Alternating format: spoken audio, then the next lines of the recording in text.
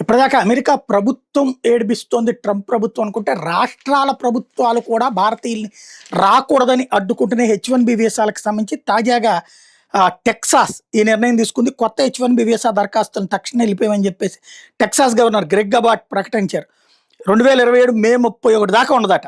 అంటే ఇది 25 ఇదే 26లోకి వచ్చాం. 27 మే అంటే వచ్చే ఏడాది సగం. రాష్ట్ర వ్యాప్తంగా ఉన్న ప్రభుత్వ సంస్థలు, విశ్వవిద్యాలయాలకు ఈ మేరకు ఆదేశాలు జారీ చేశారు. భారతీయ నిపుణులను ఇది ప్రభావితం చేయబోతుంది. H1B వీసాలు జూన్ జారీ దుర్వినియోగం అవుతోందని, స్థానిక ఉద్యోగాలు అమెరికన్ కార్మికులకే చెందాలని నిర్ణయం తీసుకున్నట్టు గ్రెగ్ అబాట్ ప్రకటించారు. టెక్సాస్ వర్క్ ఫోర్స్ కమిషన్ అనుమతిస్తే ఇందులో మినహాయింపులు ఉండొచ్చని చెప్పారు. గతేడాది కొత్తగా పునరుద్ధరించినటువంటి H1B వీసాల పిటిషన్లు ప్రస్తుతం స్పాన్సర్ చేస్తున్న వీసా హోల్డర్ల సంఖ్య, ఉద్యోగ హోదాలు, వీసా గడువు తేదీల సమాచారాన్ని ఆయా సంస్థలు నివేదించాలని కూడా ఆదేశాలు చెప్పారు. రాష్ట్ర ఆర్థిక వ్యవస్థ టెక్సాస్ కార్మికులు, ఉద్యోగుల ప్రయోజనం కోసమే పనిచేయాలని తేల్చి చెప్పారు.